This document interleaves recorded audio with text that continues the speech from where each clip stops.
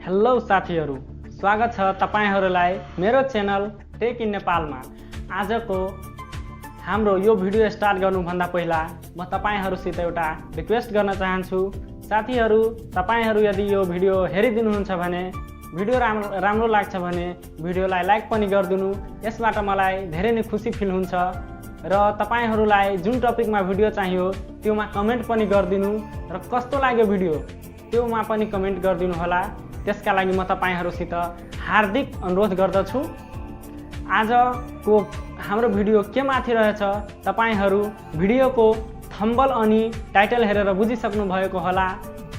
आजको यस भिडियोमा म तपाईहरुलाई Ncell को सिम तपाईहरु यदि युज गर्नु भइरहेछ भने त्यसको बारेमा तपाईहरुलाई म डिटेलमा केही जानकारी दिन गइरहेछु। ल अब म बिना देर गरी नै भिडियो स्टार्ट गर्न गए। ल साथीहरु, सबभन्दा पहिला Ncell को सिममा एउटा सिमबाट अर्को सिममा ब्यालेन्स कसरी ट्रान्सफर गर्ने, त्यो Ncell टु Ncell मात्रै हुन्छ। त्यसका लागि तपाईहरु सिम्पली फोन वाला अप्सनमा जानु। फोन वाला अप्सनमा गएर यता लेख्नु *17 122 अनि स्टार अनि जुन नम्बर दिनु छ, जुन नम्बरमा तपाईलाई सेन्ड गर्नु छ पैसा, त्यो नम्बर दिनु होला। जस्तै मैले कुनै नम्बर दिए त्यस्तै नै अनि स्टार लेखेर फेरि तपाईलाई जति रुपैयाँ ट्रान्सफर गर्नु छ त्यति रुपैयाँ ट्रान्सफर गर्नको लागि यता डायल गर्नु होला। जस्तै मलाई 50 रुपैयाँ ट्रान्सफर गर्नु छ अर्को सिममा, मैले 50 दिए अनि ह्याच यता ह्याच हेर्न सक्नुहुनेछ अनि ह्याच डायल गरेर यता Ncell हेर्नु भइरहेछ त्योमा क्लिक गर्नुहुन्छ आफ्नो मोबाइलको त्यो फोन वाला अप्सनमा भने तपाईहरुनिर एउटा इन्टरफेस खुलेर आउँछ। त्यसमा तपाईले सिम्पली केही गर्नु छैन, प्रेस 1 to कन्फर्म लेखेर आउँछ अनि तपाईले एक टेप गर्दिनु अनि तपाईको ब्यालेन्स ट्रान्सफर भइहाल्छ। त्यसपछि अर्को कुरा आयो कि डाटा कसरी बनाउने। Ncell को सिममा डाटा बनाउन पनि एकदमै नै इजी रहेछ। त्यसका लागि तपाईले सिम्पली *17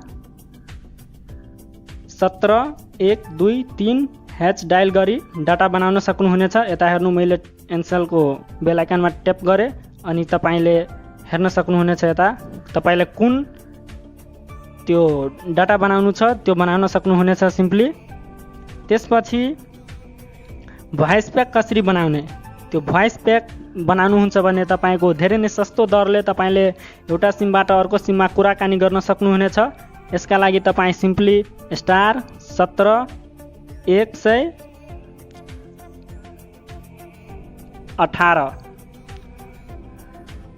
*17 118 डायल गरी तपाईहरुले ह्याच डायल गरी तपाईहरुले त्यो भोइस प्याक बनाउन सक्नुहुनेछ। यता हेर्नु तपाईलाई जुन भोइस प्याक बनाउनु छ त्योमा क्लिक गरी तपाईले भोइस प्याक बनाउन सक्नुहुनेछ। त्यसपछि तपाईलाई कस्टमर केयर, तपाईहरुलाई त्यो कस्टमर केयरमा फोन गरेर केही सोध्नु रहन्छ Ncell कम्पनीमा, त्यसका लागि तपाई 9005 ह्याच डायल गरी यता हेर्नु कस्टमर केयर त्योमा डायल गर्नु होला अनि त्यसमा फोन लागेपछि यता यो ट्याप गरी एकछिनपछि 1 अनि 9 ट्याप गर्नुहुन्छ भने तपाईको कल ग्राहक प्रतिनिधि केन्द्रसम्म जान्छ अनि तपाईलाई जुन प्रश्न सोध्नु छ त्यो मजाले सोध्न सक्नुहुनेछ। अनि त्यसपछि मैले यसलाई काटे अनि त्यसपछि टाइम र डेट कसरी चेक गर्ने, तपाई कतै जानुहुन्छ, तपाईको फोनको मोबाइलको टाइम अनि डेट बिग्रेको छ, त्यति बेला तपाईले आफ्नो मोबाइलबाट नै टाइम अनि डेट चेक गर्न सक्नुहुनेछ। त्यसका लागि *904 ह्याच अनि Ncell मा क्लिक गरिदिनुहुन्छ भने तपाईको टाइम अनि डेट हेराउँछ। यता हेर्नु आजको टाइम अनि डेट हेरायो अनि तलमा यता भोइस प्याकहरु पनि दिएछ, यताबाट पनि तपाईहरुले भोइस प्याक बनाउन सक्नुहुनेछ। अनि त्यसपछि सिम नम्बर कसरी चेक गर्ने, तपाईको मोबाइलको सिम नम्बर कति रहेछ त्यो चेक गर्नको लागि *903 ह्याच अनि त्यसमा क्लिक गर्नुहुन्छ भने तपाईको मोबाइलको सिम नम्बर हेराइदिनेछ। अनि त्यसपछि यसमा एउटा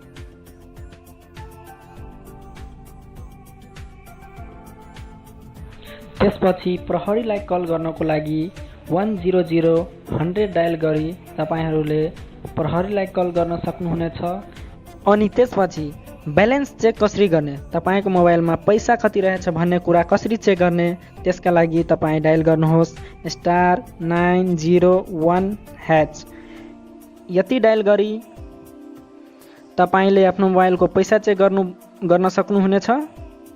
अनि त्यसपछि रिचार्ज कार्ड कसरी भर्ने, रिचार्ज कार्ड भर्नको लागि तपाईँ *902# डायल गरी त्यो रिचार्ज कार्डमा दिएको 16 अङ्कको कोड हुन्छ त्यो डायल गर्नुहोला। अनि त्यसपछि # डायल गरेर तपाईँहरूले जस्तै यो कुनै कोड रहेछ रिचार्ज कार्डको यता हेर्नु, यति डायल गरेर अनि # डायल गरिदिनु अनि एनसेल यता लेखेछ त्योमा ट्याप गर्नुहुन्छ भने रिचार्ज कार्ड भराइहाल्छ। 50 को अथवा 100 को जतिको रहोस् त्यो भराइहाल्छ। मैले त्यतिकै नै तपाईँलाई हेराएँ। अनि तपाईहरूलाई यो भिडियो कस्तो लाग्यो कमेन्ट गरेर भन्नुहोला। अनि भिडियो राम्रो लाग्यो भने भिडियोलाई लाइक गरिदिनु र मेरो च्यानलमा अहिलेसम्म तपाईहरू नयाँ हुनुहुन्छ भने मेरो च्यानललाई सब्स्क्राइब गरिदिनु होला।